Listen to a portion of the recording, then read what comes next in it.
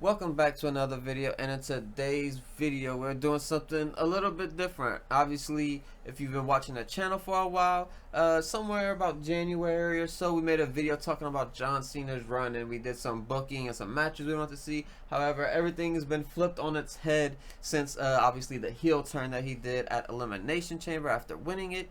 But yeah, everything's been flipped on its head. All the booking has been changed, and so now we're gonna rebook his entire run from beginning to end. Yeah, let's get into things. But yeah, we're gonna start from WrestleMania 41 where he is facing Cody Rhodes, and we do have John Cena winning his 17th world title here. Yeah, I mean, obviously, this would be Cody Rhodes losing the belt, so this would be a huge moment. Obviously, Cody just hit 1 year at the time of recording, so that's a huge milestone, and obviously, Cena to get that 17 makes him the number one most world champion, so obviously, huge moment. Would be the night 2 main event already, so yeah, it's gonna be a huge moment no matter what happens. Yeah, now you could, obviously, from here, you could go a few different ways. You could maybe go, maybe Cena, Rock, and Travis Scott do another beatdown of Cody Rhodes at Mania. Maybe you don't see him for a while until the end of the year. However, we have it going a little bit differently here, where maybe you still do have that the Rock and Travis Scott involvement, but however, it's going to lead all the way into Backlash, where we have the rematch of John Cena versus Cody Rhodes. But we have it, booked very strong. We have Super Cena coming back because Cena wins it yet again, and he defeats Cody Rhodes twice in a row on back-to-back pay-per-views. Yeah, this I mean, you can kind of do a story of Cody Rhodes trying to make his wrongs right. Maybe we see him talking to a few other people backstage, other big baby faces like a Roman, or maybe even a CM Punk or something like that, to say like, hey, I'm gonna go fix our problem, and maybe somehow the company gets worse in a way. I don't know how you can do that with actually making it good TV still, but yeah. Yeah, but yeah, so we have John Cena defeating Cody Rhodes at WrestleMania and Backlash, and that's going to lead into Saturday night's main event, where we have a Jey Uso now. Now, in this world, probably Jey Uso isn't the world champion in this one. He probably won it at Mania, but maybe lost it somewhere along the line between WrestleMania and the Saturday night main event. However, at this Saturday night main event, we have John Cena versus Jey Uso. Cena once again picks up the victory over Jey Uso. However, this one ends a little bit differently because he does an attack after where, maybe he gets the belt and he does the Cody Rhodes thing where he hits him with the belt, chokes him with whatever wires laying around or something like that, maybe the ring ropes or something. Yeah, he does an attack on Jey Uso after the bell is rung, and I'll let you get into what happens after that. Yeah, so you can kind of do either this is for the belt or without the belt. You could make this like a champion versus champion match, but after the match, Cena, with either the help of The Rock or Travis Scott, they attack Jey Uso, but eventually we have the save of Roman Reigns coming in and helping Jey Uso kind of fend off everybody, whether they successfully defend him off or he also gets beaten up in the process, who knows, but ultimately setting up a rematch hopefully for Roman Reigns down the line. Obviously, this is kind of really good long-term storytelling in a way, because they had all the moments where Jey Uso asked for apologies and thank yous and all of that kind of stuff from Roman. He never got it, but when he was really down batting and beat up and all of that, Roman did come and make that save. But moving on to Money in the Bank now. Obviously, he's not very happy that Roman came and made that save on him. So it's going to be Roman Reigns versus John Cena now. And obviously, John Cena is still your world champion at this point, and Roman Reigns is coming back for his world title that he lost to Cody Rhodes. But, this is Super Cena once again, so he is unsuccessful in doing so. Obviously, Cena has, the help of The Rock and Travis Scott, and, maybe they add a few members here and there that we'll talk about a little later. But, maybe all these people are kind of involved with each other. Roman could have all his people involved as well with the bloodline, Cody, maybe Punk, or whoever it may be.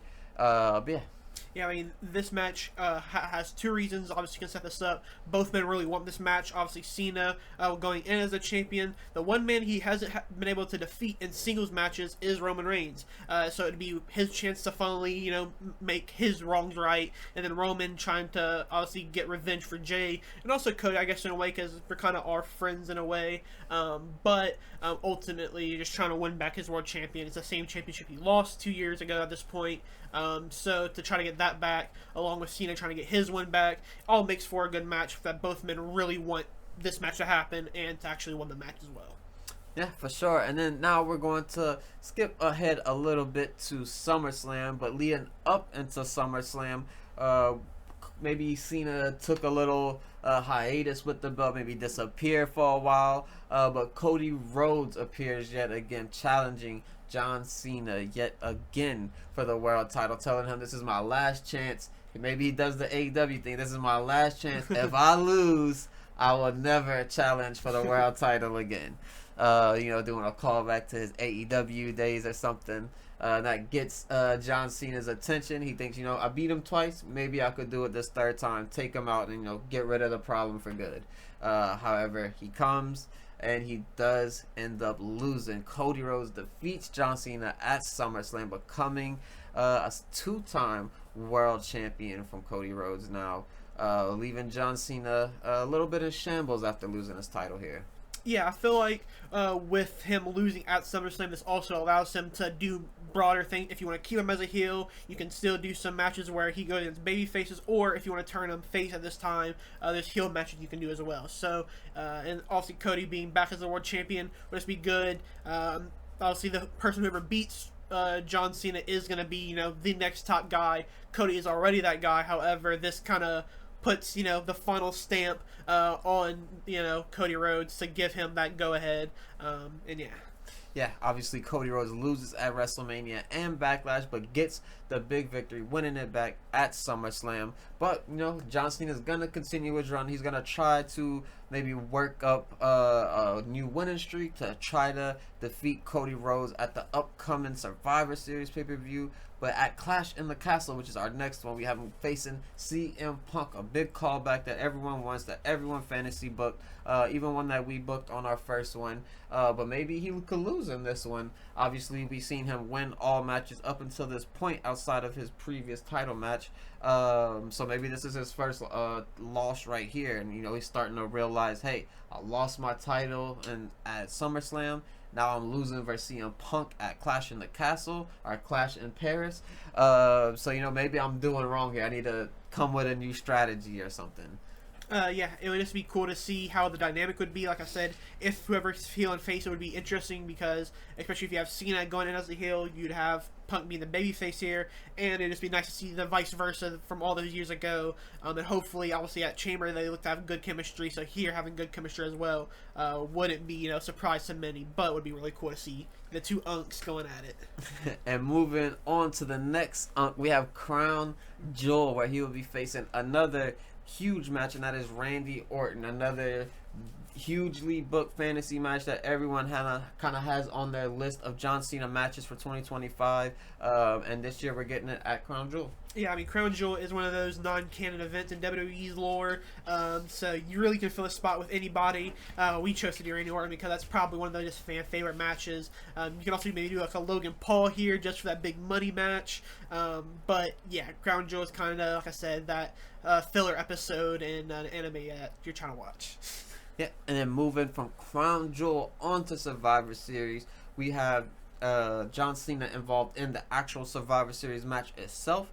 And it is John Cena, The Rock, Travis Scott, and Jacob Fatu versus Roman Reigns, Sami Zayn, Jey Uso, and Cody Rhodes. Obviously, we put Travis Scott in here because we figured, he'll probably have a match at some point, and Survivor Series is probably the best match you could throw him into, not have to use him too much. You could hide him around a little bit, have him taken out on the outside or whatever it may be.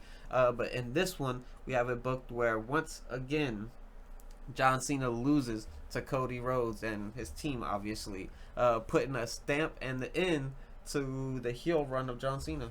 Yeah, with this one, obviously, like we said, we wanted to get Rock in on some type of match with John Cena, and then also Travis Scott has been rumored to be wanting to have a match. So this is kind of like the best opportunity, put them against and with somebody like Jacob Fatu to help them, kind of carry throughout the match. Who'll probably be doing most of the offense for him, but.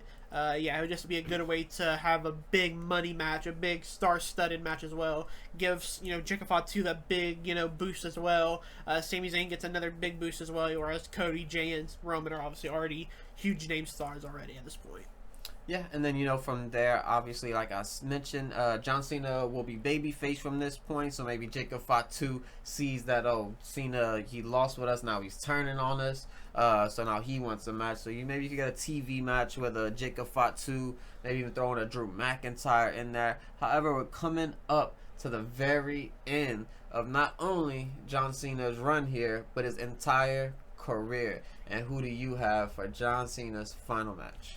I think one of the best options you can do is Gunther. Obviously, John Cena going this match is the babyface, like we said. So Gunther being the ultimate heel, probably defeating John Cena, honestly, or John Cena can beat him to give the last fuck you as Super Cena. But if you go against Gunther and he wins, makes him one of the biggest heels in the industry. We don't really have some big mega power heel that seems to be unstoppable. Obviously, Gunther would have already lost probably to Jey Uso back at Mania, but having an even bigger moment and kind of like a thank you for doing the job for that. Here's a big match with Cena. Obviously, we don't know what pay-per-view would be after Survivor Series, but there is one that'd probably be the perfect spot for it. Yeah, and obviously from here, this is a big win and a big match for Gunther to kind of take under to be Cena's final match. You defeated him, you did all of this, so that's a great opportunity for him to just kind of move up to Cody himself and finally get that big match between Gunther and Cody, maybe at a Royal Rumble potentially, or maybe you kind of waited off a little bit all the way until Mania. But yes, John Cena's final match is with Gunther, of all people, the ultimate heel. He does defeat him in his final match, and we say goodbye to John Cena. Yeah, it had to be a crazy day once we do have that final match graphic for John Cena. But either way, hopefully, at the end of the day, it's a good segment, some good matches out of it. Yeah, the only comparison to that moment is going to be that 30-1 popping up after the Undertaker loses his streak.